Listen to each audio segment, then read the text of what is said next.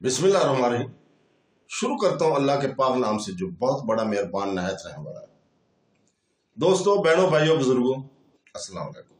हम आपको हुजूर पाक सल्लल्लाहु अलैहि वसल्लम की हदीस मुबारक की सिलसिलेवार आज की इस वीडियो में खुशामदीद कहते हैं।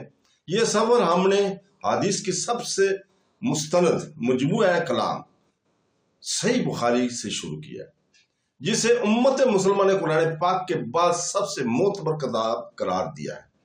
हदीस महज अल्फाज का बयान नहीं है, बल्कि हदायत का चिराग, सुन्नत का दरीचा और रसूल पाक सल्लल्लाहु अलैहि वसल्लम की अब्दी हिकमत की याद दहानी है।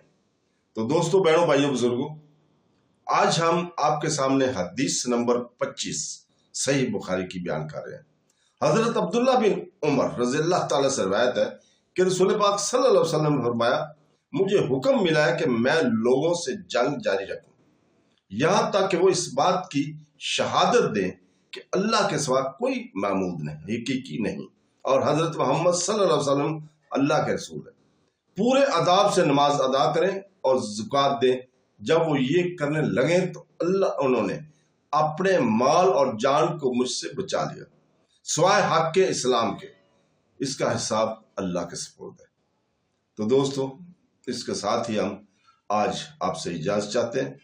कल तक के लिए, कल इंशाअल्लाह ताला हम इससे अगली किस्त 26 नंबर सही बुखारी की आपके सामने बयान करेंगे।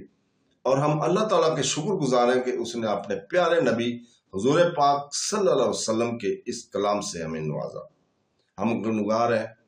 हमें अल्लाह ताला से दुआ करनी चाहिए कि वो हमें हदीस नबवी को समझने और इसके ऊपर अमल करने की तौफीक अता फरमाए। आमीन सुम आमीन। अल्लाह हाफ़िज़।